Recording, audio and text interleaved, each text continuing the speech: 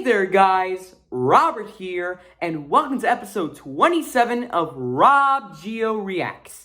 It's been 1 week since the last episode, and it's now time for another one, guys. Hope y'all excited today. For this episode, we're going to be reacting to Logo History number 74, Sony by Kai, and ranking Aphex Twin Selected Ambient Works Volume 2 Megacollab by rum3n.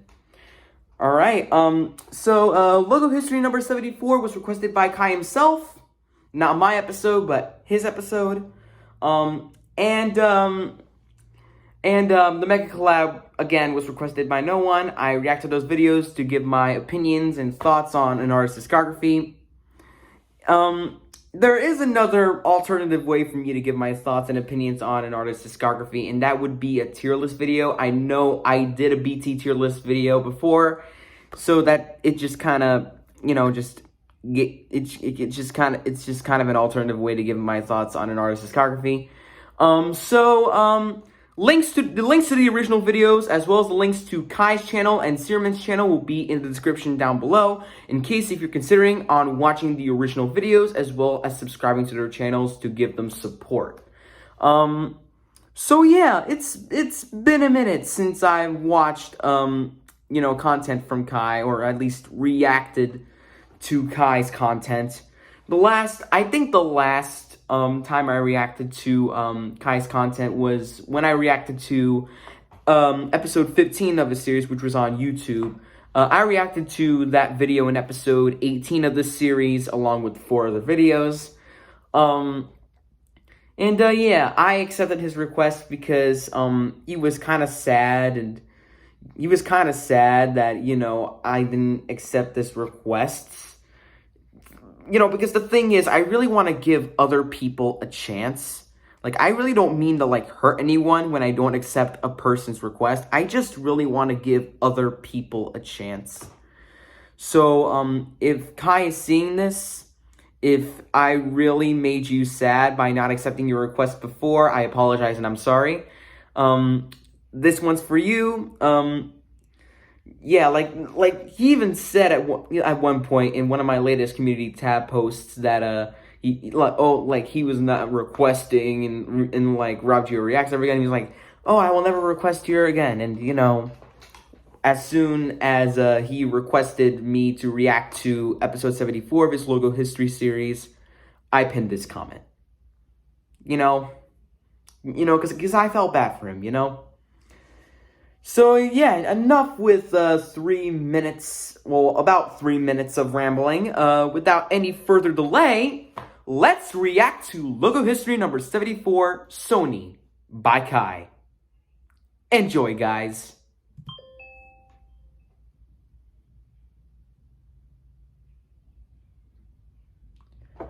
Oh, and by the way, images were taken from Logopedia. Credit goes to everyone. People work hard to create these logos, and people even work hard to find logos for Logopedia, so it's good to give them credit. You feel me? Alright, so, yeah, let's continue. Whoop, I paused the video. Logo History by Kai, every day at 1:45 p.m. Hey there guys, KY here and welcome to the 74th episode of Logo History. For this episode, we're going to be taking a look at Sony. Oh, and I noticed you have the Joey text-to-speech voice. Nice. That was requested by the True Stories Fan 2021. Go check out his channel in the card above. Now changed to the Action Fan 2021. Here's the short bio if you don't know what Sony is. Sony Group Corporation is a Japanese multinational conglomerate corporation headquartered in Konan, Minato, Tokyo. Now without further ado, let's get started. 1947 to 1957. There's a weird T in a black circle. Also, I noticed the way you do the format of your Logo histories. I noticed that in your thumbnails it would seem to be the format that I've done in my newer Logo History episodes from 2020, but it's in a PowerPoint format. I'm not mad at that. I just noticed that. You can do it in whatever format you want, as long as you're not ripping me off or anything, and as long as I'm not saying, "Hey guys, it's Robert from RobGioReacts, like you're just stealing my name." Like, just don't steal your name. It's okay to be like inspired by my logo history series, but like, don't act like you're RobGio047L. I am RobGio047L. Yeah, let's continue.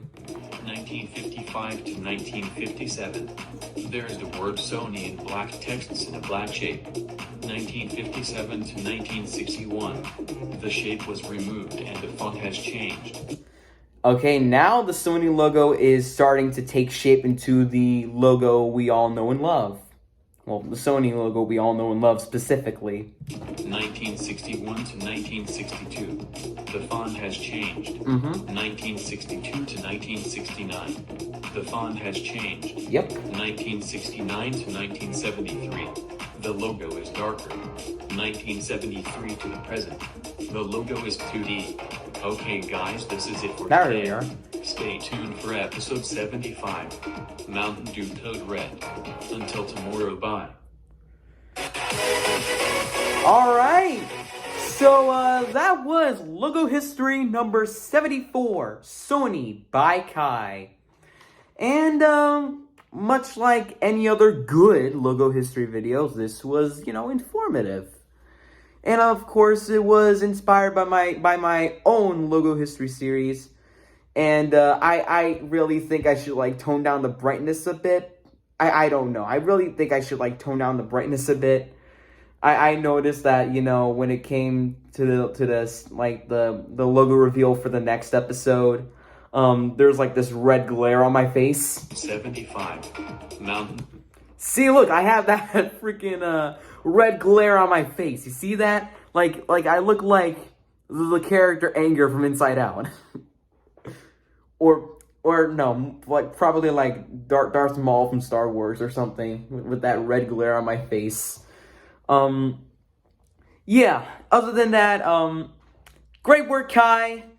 Keep it up with those logo history videos. Keep trying. I know you can do it. And if I don't accept your request right away, or if I don't accept your request for some time, please be mindful and understanding. And Miguel Sanchez, if you're watching this, please be mindful and understanding. If I don't accept your request, it's fine. Because the thing is, I have to give other people a chance. So, yeah, if Miguel Sanchez is watching this, please be more understanding. Yeah, that's all I ask from you, and it goes for everyone.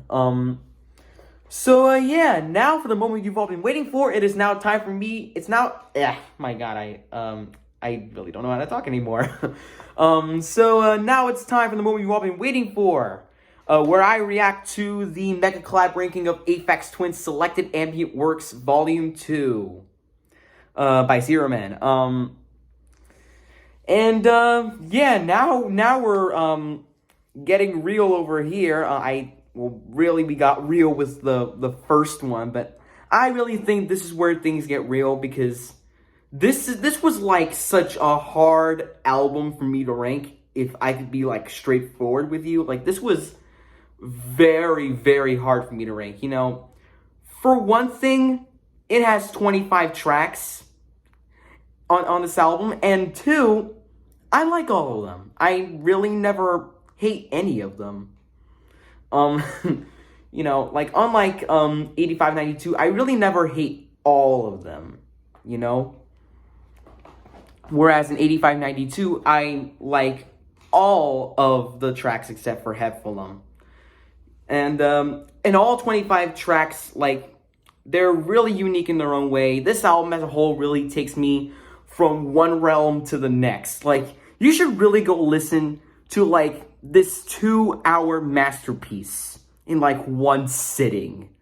Because, like, it's like the musical equivalent of traveling from dimension to dimension.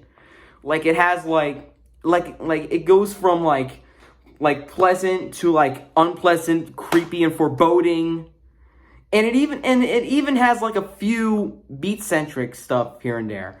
And I'm really sorry if I didn't like mention this in my last reaction, but 8592 was not actually ambient, at least for the most part. The only ambient-centric piece on that album was the interlude I.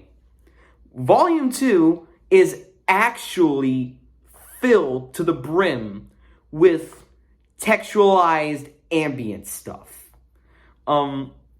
With the purpose of, with the purpose of those tracks just like taking you to like another planet or something. Like it just makes you think that like you've transported to like another planet or something whenever you listen to like one of those tracks on this fantastic album. And yeah, this is also my favorite Aphex Twin album, and also the first Aphex Twin album I ever listened to. And you're going to see why I love this album right now. And I guess it's time for me to actually tell you why I ranked, all 25 tracks in their placements. So now, without any further delay, let us react to Aphex Twins. Let us react to ranking Aphex Twins Selected Ambient Works Volume 2, Megacollab by rum3n. Enjoy, guys. Please, for the love of God, don't give me copyright claims. Alright, at number 25, we have Gray Stripe. Alright, so I ranked this one at number 21, and both the Wonky Angle and rum3n ranked this at number 20. Yeah, Gray Stripe, it's not my least favorite track, but I really like this one.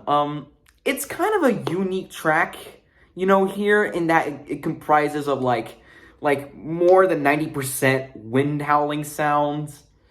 And, I just really find this track to be, like, one of the most unique tracks on the album, despite how non-musical it is. That being said, it's not a track that I would have, like, the urge to return to. But still, I really like the uniqueness of this track, and, I recommend just listening to this track at least once. So, Gray Stripe, it's not one of my favorite tracks on the album, but I do quite like it. Next.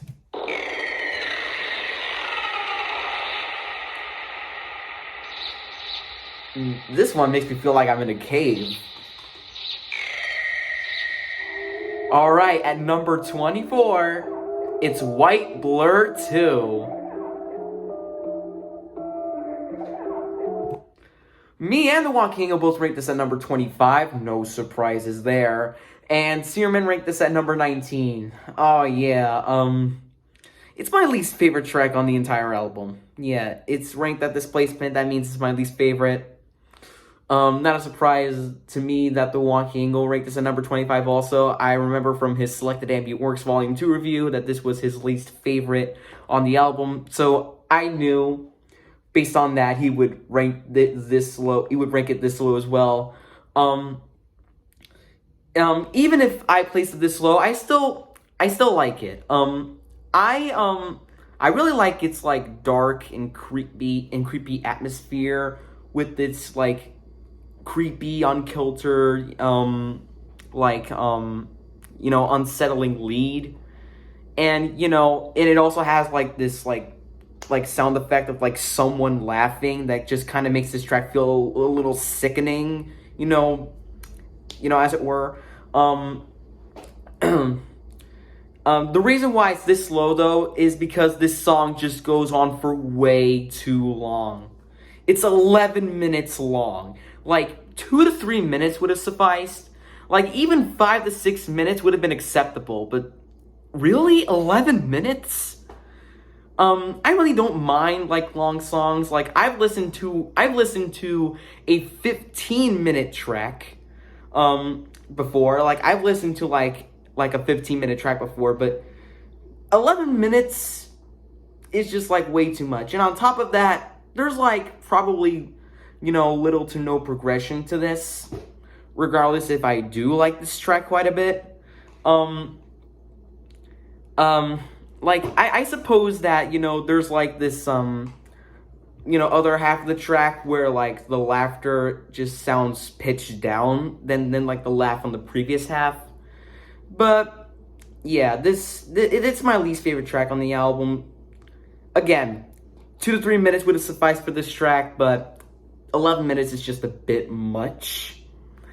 I do understand the appeal. I mean, hell, look at the person on the lower right corner. Like, that guy ranked it at number 3. I can tell that he loves the dark stuff.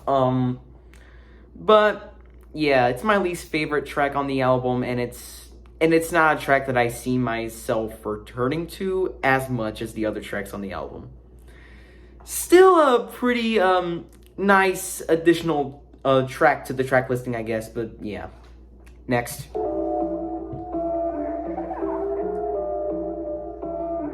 Just like really, really unsettling. Alright, at number 23, we have White Blur 1. I ranked this one at number 10. Searman ranked this at number 14, and the Wonky Angle ranked this at number 13. Like, honestly, White Blur 1 got done dirty, like horrendously dirty. Yeah, so like really number 23, I'm actually kind of disappointed with that spot because I actually think that it's like one of the best tracks on here. Yeah, like you can tell that it's in my opinion one of the best tracks on here. I mean, after all, it's at the tail end of my top 10.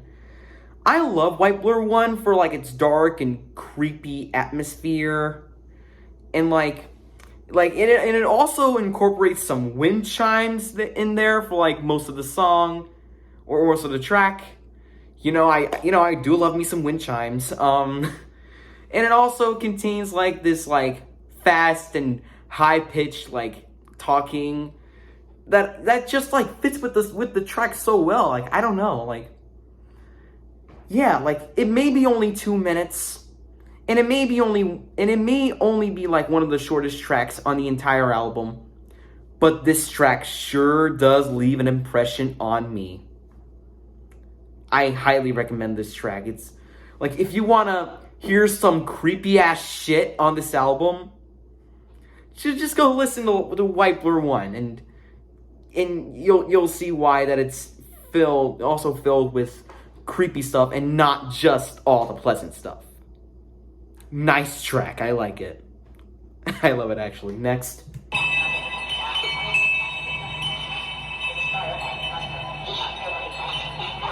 Just the high-pitched talking. It just goes well with the song, and I don't know why.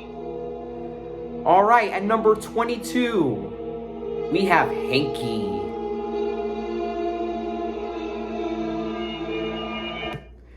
Alright, so I ranked this one at number 23, Searman ranked this at number 24, and the Wonky Angle ranked this at number 16. Hanky, it is, much like any other creepy track on here, it is very creepy. Like, it has kind of like this unsettling string lead, and there's some organ sounds thrown in there for good measure. Yeah, I really don't have anything much to say about Hanky. And I do like it, but it's also not a track that I would return to often. But still, just a great example of some of the creepiest stuff you'll ever hear on the entire album. And probably some of the creepiest stuff you'll ever hear in your life. So, yeah. And also, fun fact, this was actually omitted from US pressings. Which is pretty weird. I don't know, but yeah, I do like Hanky. Just not a track that I would return to all that often. Next.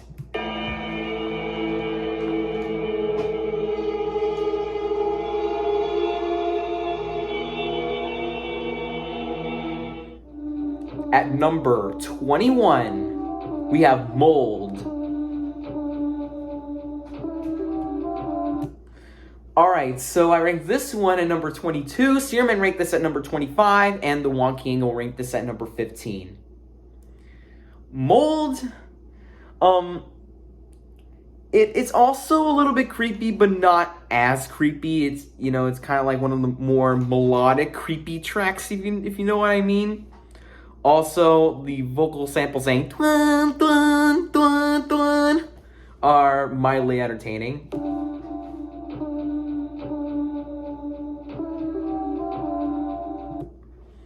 And also kind of slightly annoying. I mean, yeah. Again, it's a track that I really don't remember. Like, it's a track that I really don't, like, think of whenever I think of this album. And it's also not a track that I would return to often. And, you know, the vocal samples, they're both, like, they're like mildly entertaining and also slightly annoying.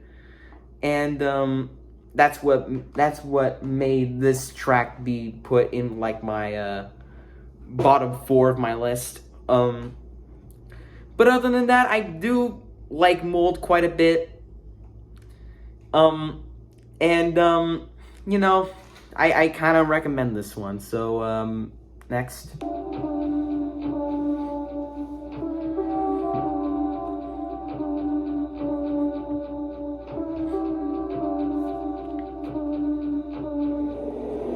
At number 20, it's Spots.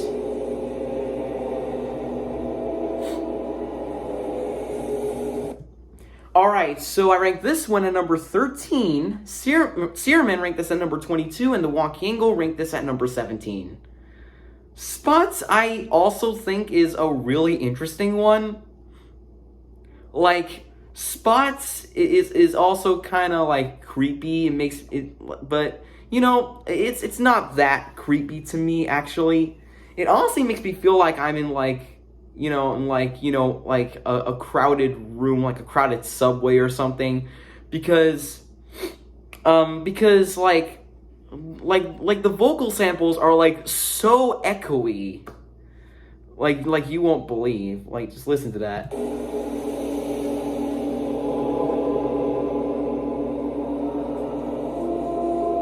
Like, really, really, really echoey. Like, you know, that's why it kind of makes me feel like I'm in, like, a subway station, like, filled to the brim with, like, crowded people.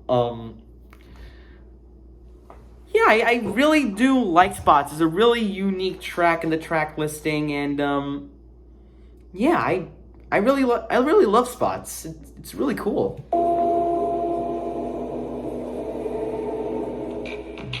Alright, at number 19, we have Shiny Metal Rods.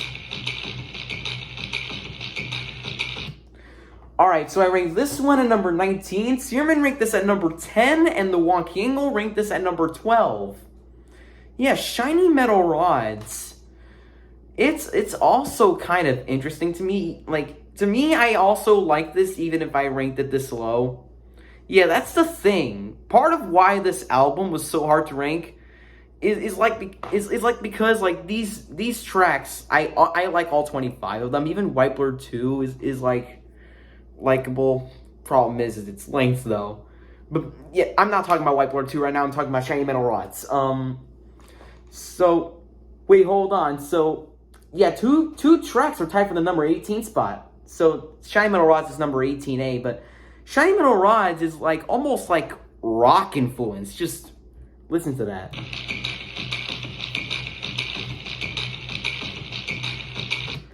Like, the ones that go like those sound effects in this track, it kind of makes me feel like that they're, like, electric guitars or something. It's not one of my personal favorite tracks on the album. It's, like, in the bottom half of my list, but I still really like this one despite that. Again, I like how, like, sort of rock influence, you know, this one is, and yeah, I really like Shiny Metal Rods.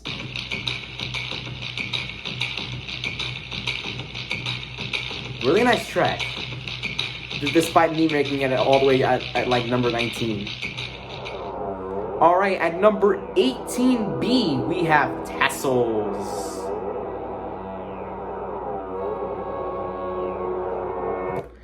Alright, so I ranked this one at number 18, Searman ranked this at number 17, and the Wonky Angle ranked this at number 22. Tassels mainly just comprises of like these like electric sound effects that kind of make me feel like I'm standing next to a power line, or in the words of Aphex Twin, being in a power station on acid. I swear I think that's what he said when he like made this album. And I'll probably just like talk about how he sort of made the album like after I'm done reacting to this video. But yeah, Tassels I think is just an interesting one. It doesn't really give me anything to say. Like the electric sounds can be a bit much at 7.5 minutes in length, but I still think it is quite an interesting one regardless. So yeah, Tassels, I think it's a pretty good track, but not a great one or an amazing one either. So yeah, I like this one. I just don't have an urge to return to that as much as the other tracks on here, and yeah. I like this one.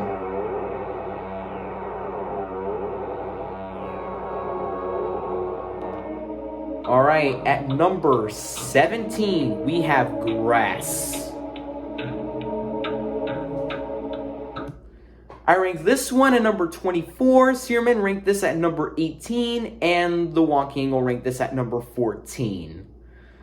Yeah, Grass, I really never found... I like Grass, but again, I really never found this track to be quite interesting or anything, nor is it my, like, favorite out of the creepy tracks on the album. Also keep in mind, this is not just filled with creepy stuff, it's filled with, like, pleasant ambient material. We'll get to that later. Grass, like, I like this track. The Wonky Angle also said in his review of that album, like, like he said, it makes him feel like he's in, like, a parking lot or something. Like, in, like, the underground of a parking lot, I think that's what he said. Yeah, that actually really got me thinking of, like, what vibe I would get from this track. It kind of, like, you know, it also, like, you know, it kind of, like, thinking about this, it also kind of reminds me of, like, being in, like, a scary parking lot, or in, like, in any other scary place in, like, the dark or something, where, you know, I'm scared that, like, a serial killer may go after me or something. I think that's the vibe that I would probably, you know, come up with when it comes to, like, this track. Kind of gives me that, like, serial killer vibe. That said, though, I really don't think it's as interesting as all the tracks on here. It's close to my least favorite after all.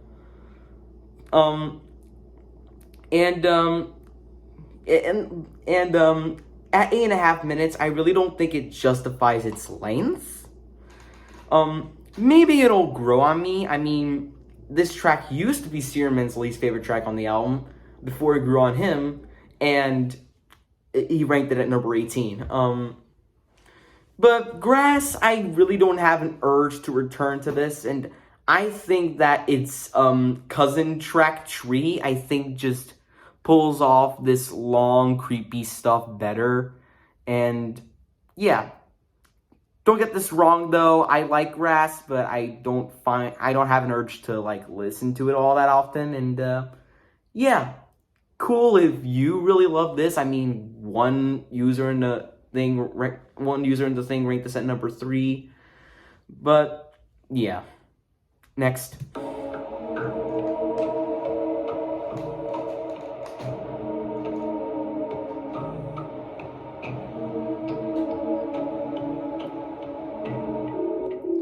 All right, at number 16, we have Domino. Yeah, Domino. Take me down like I'm a domino. Sorry if I referenced the Jessie J song with the same name.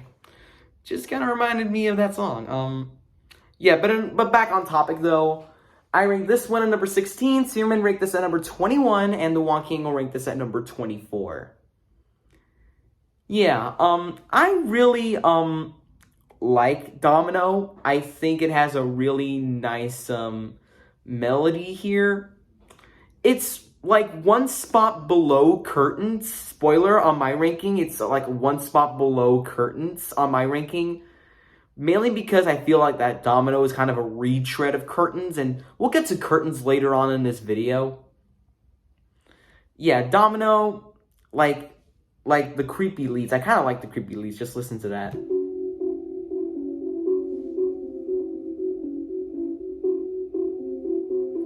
Like, it's kind of like, you know, soft. It's kind of like, you know, soft, creepy stuff when you think about it.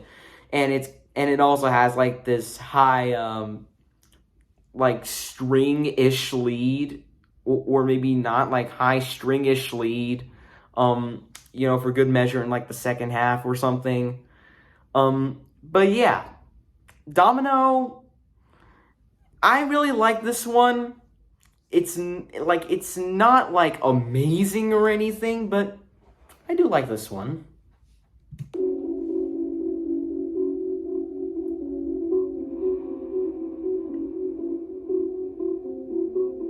Just really unsettlingly soft. All right, at number 15, we have Radiator. All right, so I ranked this one at number 9. Searman ranked this at number 13, and the Wonkango ranked this at number 19. So Radiator. The first of the creepy-ish tracks. I really don't think this is creepy to me at all. I find Radiator to be like an interesting track. Like, there's like this one like sound effect in like the second half of the track that goes like it kind of gives me like that radiated feel, as it were. No pun intended. Like the synth pads or whatever, like the synths are like really nice.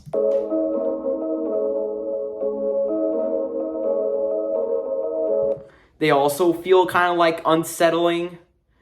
And yeah, I actually find Radiator to be like interesting, and like the melody kind of switches up in like the second half of the track, and I kind of like that. So yeah, Radiator, really interesting track. I love it.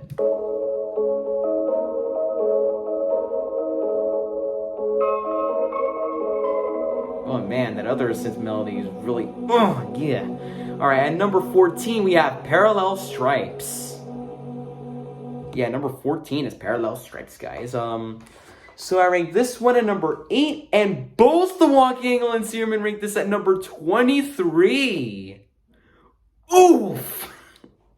Yeah, biggest doof in the universe. Biggest doof in the universe because, like, I actually really love this. That's why it's at number 8. It's also funny because the pads kind of sound like a running refrigerator. Oh man, sorry about that. I made it out of full screen for a second. Whoopsie daisy. Yeah, just listen to that.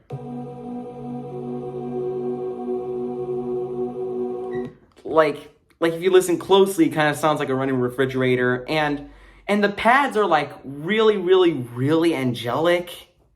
I like that. It's one of the most pleasant things I've ever heard off of this album, and I honestly think it is kind of underrated, I gotta say.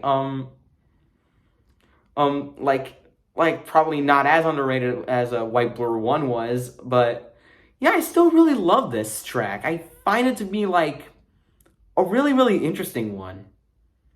So yeah, I really love Parallel Stripes. Just angelic stuff right here.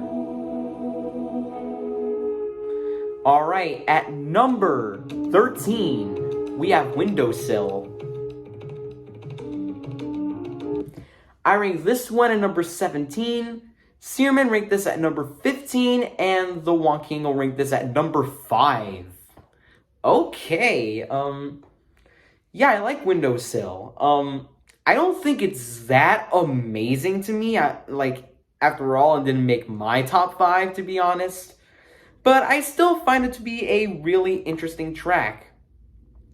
It's also one of a few tracks that actually has like some sort of like rhythmic percussion.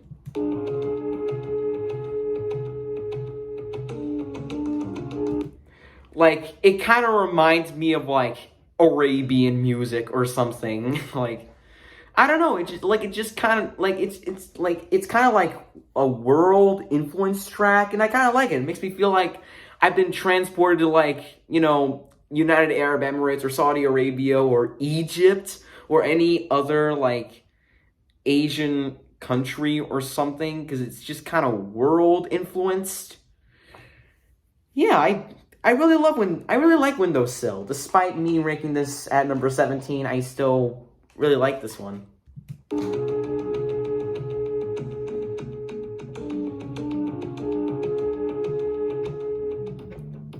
Alright, at number 12, we have Weathered Stone. Alright, so I ranked this one at number 14, Searman ranked this at number 11, and the Wonking will rank this at number 9. Alright, Weathered Stone is actually one of probably 2 or 3 tracks, or technically 4 tracks, that are actually beat-centric. And this is one of them. I really like its tribal percussion contrasting well with, you know, the synths and stuff. Just listen to that.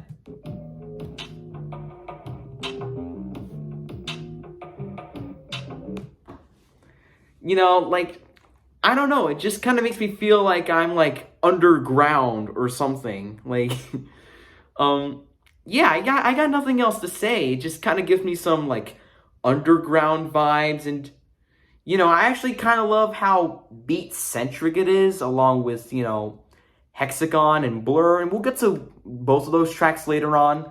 But yeah, I love Weathered Stone. Pretty nice and interesting track, and definitely a unique one in the track listing. Love this one.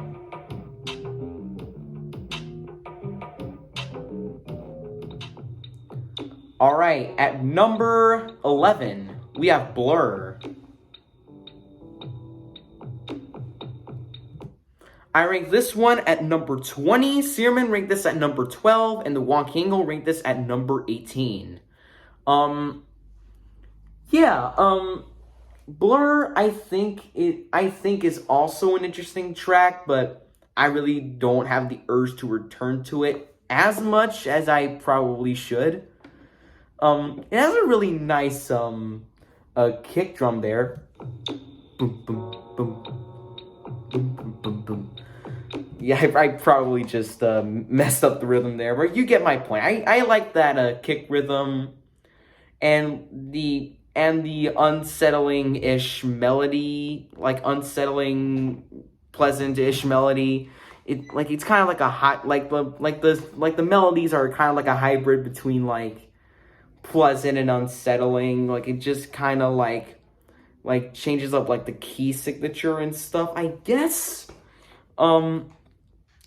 But yeah, Blur is kind of an interesting track. I like this, but it's not a track that I kind of return to. Like, I think the thing is, like I said, I like all of these tracks. I find all of these tracks to be likable.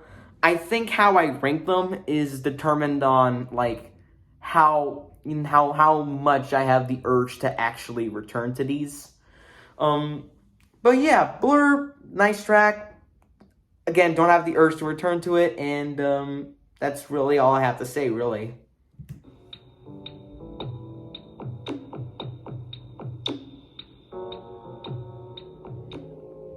Alright, at number 10, we have Tree. Mwahahaha, because it's by far the creepiest track on the album. Yeah, more creepier than Hanky in my opinion. And unlike Grass, I think justifies its near 10-minute lengths. So I rank this one at number 11, Searman ranked this at number 8, and the Wonky Angle ranked this at number 21. Okay, yeah, I love Tree. I think it's probably like the creepiest track on the entire album, like I said before. That bass just makes everything more creepy. And like and it gets like real unpleasant in like the second half of this track, man. Like you should really hear this track. Like it's so unpleasant in like the second half you won't believe. I got nothing else to say. Tree is like one of the best tracks on this album. It almost made my top 10, but it really came close right here. Yeah, I love Tree.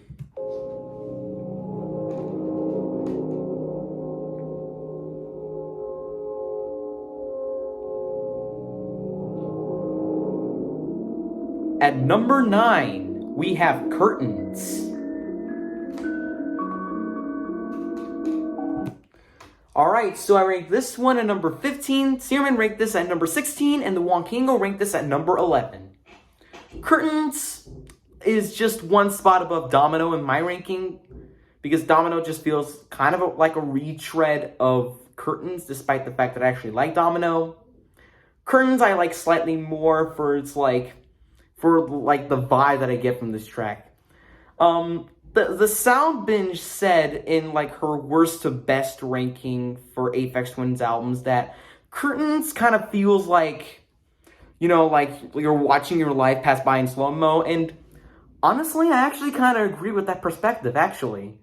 Thinking about it now, it also kind of makes me feel like my life is like, you know, like my life is going by in like slow motion or something. And like it's like really creepy as well. And I actually could see this being turned into like a remix or something.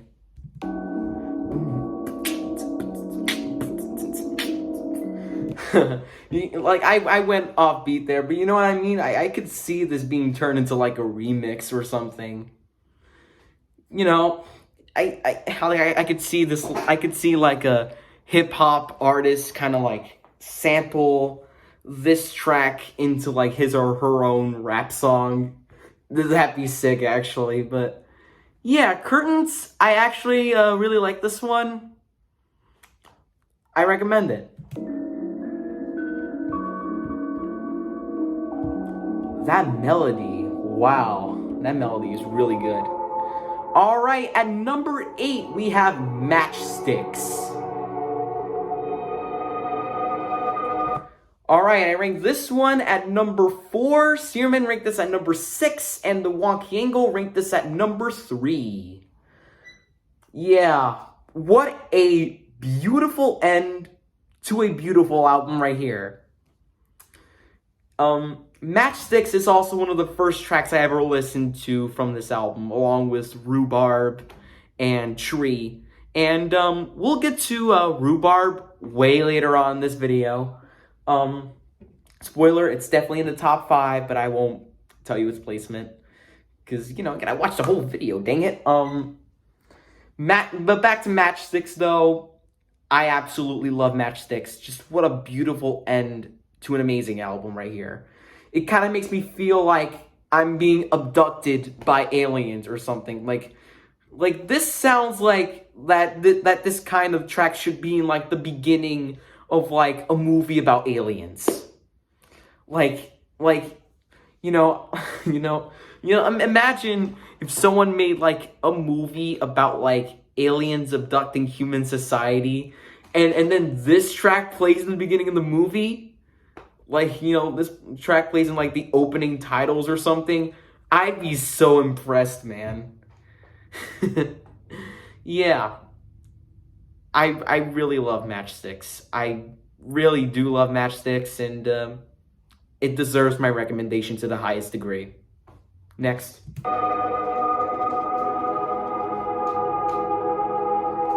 Oh, just giving more of that ambient feel. It's giving me more of that ambient feel than Shocky 7's Path. Like, damn. Alright, at number 7, we have Hexagon.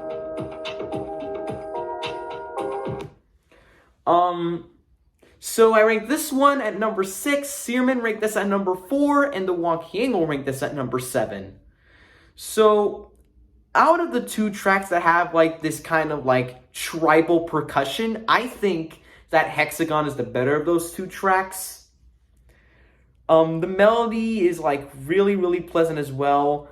And, you know, I agree with the Wonky Angle in that this would fit right at home with 8592.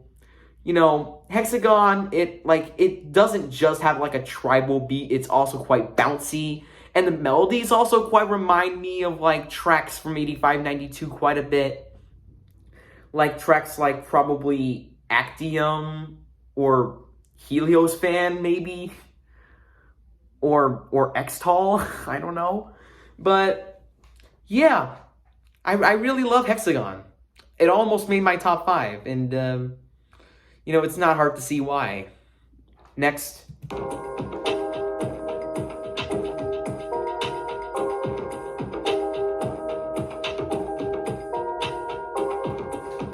It's also kind of another case of, like, trap before trap became, like, a mainstay of all of electronic music. I don't know if I'm, like, wrong, though, but just my theory, I guess. Alright, at number, 5A. Yeah, so, there's, like, 2 songs, or tracks tied for, like the number 5 spot. So at number 5A, we have Lichen. So I ranked this one at number 3. Searman ranked this at number 2, and the Wonky Angle ranked this at number 10. Okay, wow. So Lichen, just amazing track right here. Just, it may be only like 4 minutes long, but damn, it sure just leaves like a strong impression on me, honestly. Lichen, it kind of just makes me feel like I've been out of the dark for, like, it makes me feel like, you know, like, I'm nearby, like, the ocean. Like, I'm, like, I feel like I'm in, like, the fields after being in, like, the dark for a very, very long time. And I know I kind of, like, stole this perspective from the Sound Binge, but, you know, it's just this kind of, like, uplifting and pleasant track that just kind of makes me feel this way, you know? Kind of makes me feel like I've been transported to, like, the fields or something. And, like, yeah, just everything about Lichen is so alluring to listen to. So, yeah, I really love Lichen so much, and I really recommend it. Next.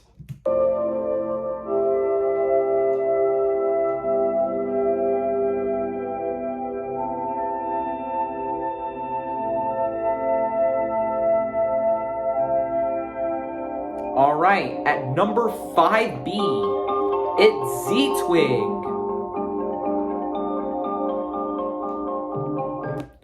Alright, so I ranked this one at number 12, Searman ranked this at number 7, and the Wonky Angle ranked this at number 6. So I think this is kind of an interesting track here. It has those kind of like xylophone, marimba sounds, and it just kind of it's just kind of interesting, and that high-pitched lead, it just goes along very well with those xylophone sounds. Also, I heard that I watched Searman's original ranking for this album, and I saw that I saw that he said it, like when he talked about Z-Twig in that original ranking, kinda that this was featured in like a GTA 5 game. I don't know if that's true, but I'm gonna take the bait and say it is true, honestly. Honestly, honestly, if I heard that it was featured on like GTA or something, I'd be impressed.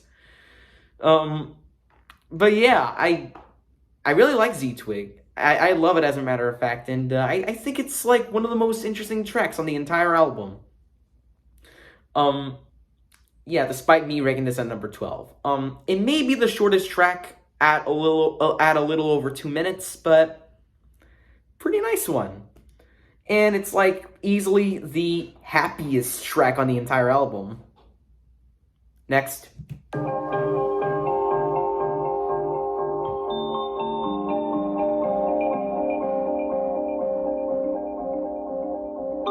Like this track is like so happy. All right, at number 4 we have Cliffs. I rank this one at number 7. Searman rate this at number 9, and the Wonky Angle rate this at number 8. Oh no. Please, anything but another numerical joke. Please, must not resist. 7, 8, 9. Oh! Yeah, but in all seriousness, that was a really corny joke. But back to this though. What a really, really great opener to one of the greatest albums of all time. Cliffs, like, it really could have made like my top 5, but the vocal samples are kinda off key with like the pads, and that's what frustrates me a little bit. But I really don't mind them, so yeah. And also, like, the melodies on this track are really nice too. And it's probably like one of the happiest tracks on like the entire album. Like, the synths kind of sound like plucked guitars, I think. And yeah, I really love Cliffs. Probably one of the best openers to any album ever. Next.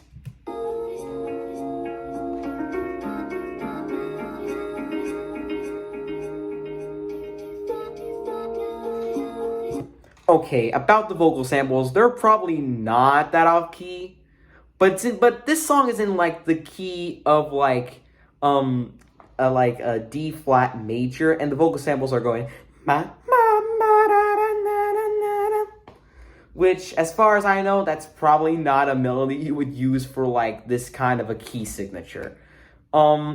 So yeah. Other than that, I really love Cliffs. Would have made my top 10. Would have made my top 5 otherwise. All right, at number 3 we have Blue Calx. I rank this one at number 5. Yeah, me and Searman both rank this at number 5, and the Wonky Angle rank this at number 4. Blue Calx, one of the most popular tracks on this album. Not just from this album, but also probably one of the most popular tracks Aphex Twin has ever made. And for a good reason. Yeah, Blue Calx. I really love how cold and mechanical, this track is. Makes me feel like I'm in a science lab. Yeah, kind of agree with the Wonky Angle in that perspective. Yeah, I love Blue Calx for how cold and mechanical it is. Just everything about it. Just listen to this and let me know if you get a science lab feel.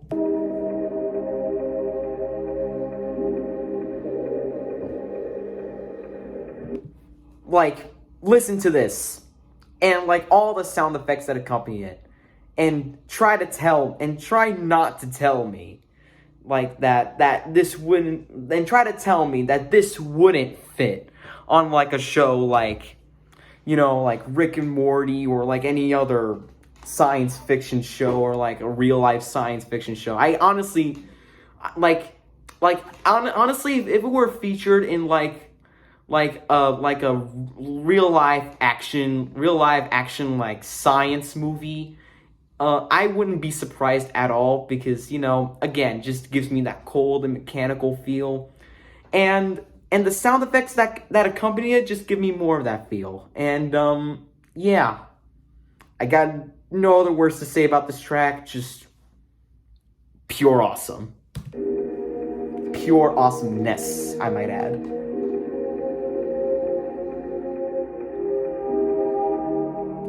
At number 2, we have Rhubarb.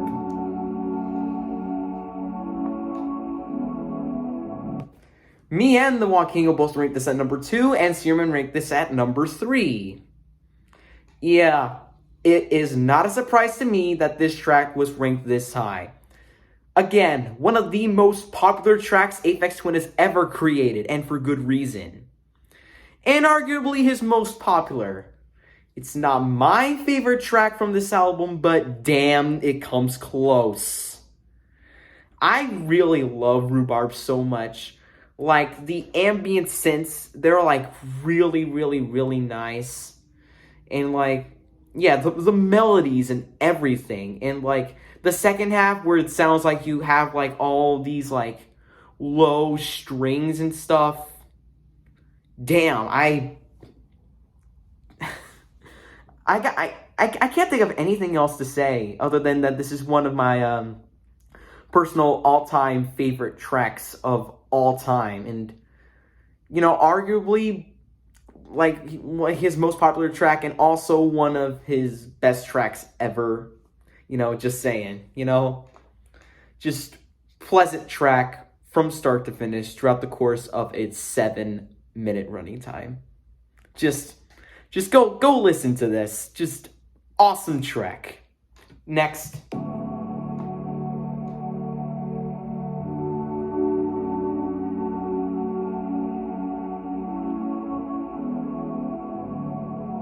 And finally, at number 1, we have Stone in Focus.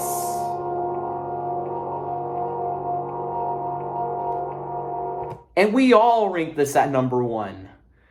And it's no surprise. I actually thought that the Wonkingo would rank Rhubarb at number 1 and not Stone in Focus, because I remember from his top 10 best Aphex Twin tracks video that he put Rhubarb at number 5 and Stone in Focus as an honorable mention. But you know, he ranked Stone in Focus at number 1 too. And that's great. Yeah, Stone in Focus is just like, in my opinion, the greatest ambient track of all time, period. And it's overall my 3rd favorite track of all time. Only behind Good Morning Kaya by BT and Strobe by Deadmau5 as my number 1 and 2 picks, respectively. Yeah, like, it's like one of the few tracks that has like little to no progression at all, and yet it works here. I never, ever, ever get sick of those pads. And those clock ticking noises just go along with that track superbly well. That didn't even make sense. Like the clock ticking noises just go along with the track very, very, very well. And the fact that this is like a vinyl only track is just baffling to me. Like, really, really baffling to me. Like, you can't find it anywhere on any streaming services, nor can you actually find this on CD, I think. Because this is a vinyl only track right here. Just like everything over the course of 10 minutes is just like really pleasant from start to finish. And I quote the wonky angles saying that this is like floating out into deep space without any way to return home. Like, yeah, I agree with that perspective too. Like, honestly.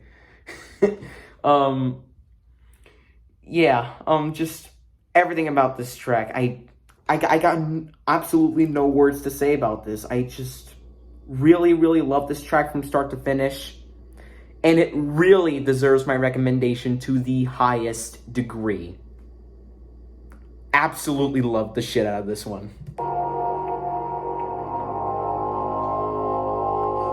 Oh man, just like the most pleasant thing I've ever heard of any song.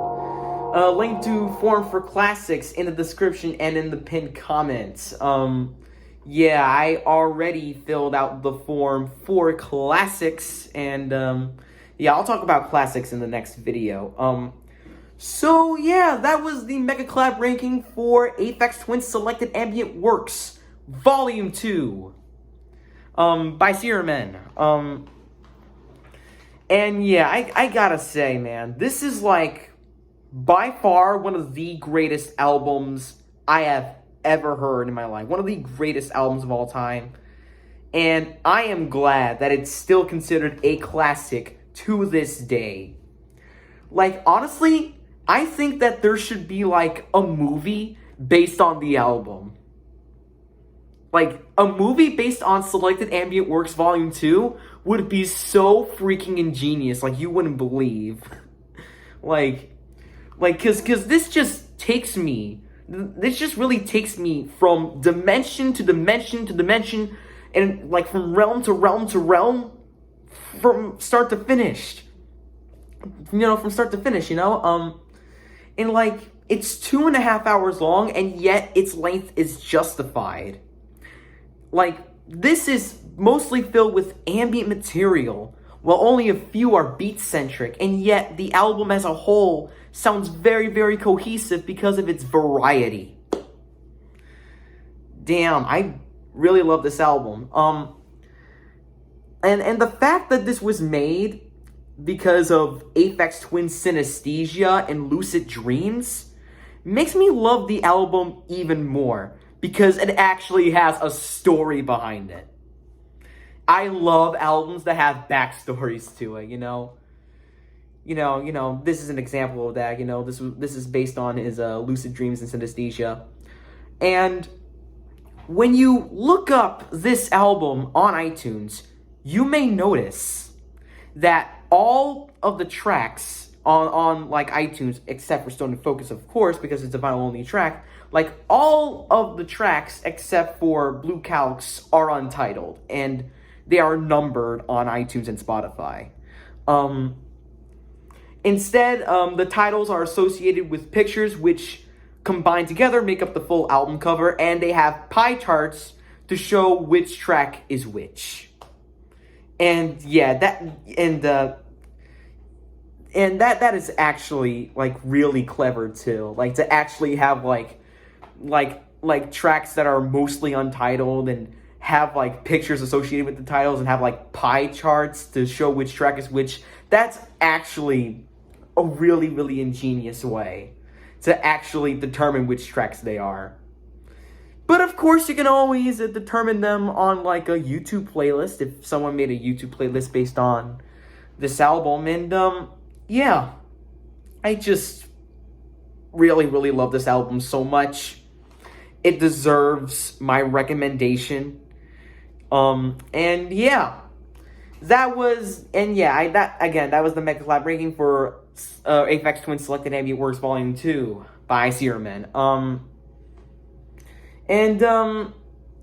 Yeah, I actually scrapped the RPS 101 tournament number 1 because I realize now, like I said before, like, you can go see my RPS 25 tournament announcement video that I made, that I put the link to in the description. But I said this before, and I'll say it again. I realize now that accepting 101 participants in such a tournament like that is like a huge, huge, huge mess. Considering the fact that Chicken Run and Barnyard Fanboy 2006 was making like alternative accounts to like join the tournament. So he probably joined the tournament at least like 3 to 4 times, you know. So I scrapped the RPS 101 tournament and replaced it with the second ever RPS 25 tournament. I'm going to see right now how many spots there are left in the RPS 25 tournament number 2. How many? Hold on. Yeah, we have 16 people in the tournament. So 25 minus 16 is, well, actually, I'll go look it up on my Google calculator, but yeah, 25 minus 16 is 9. We have 9 spots left. And, yeah, here is who I have in the RPS 25 tournament so far. Retro Galaxy, John Fernandez, NFL Fan 21, The Action Fan 2021, Brobomb, I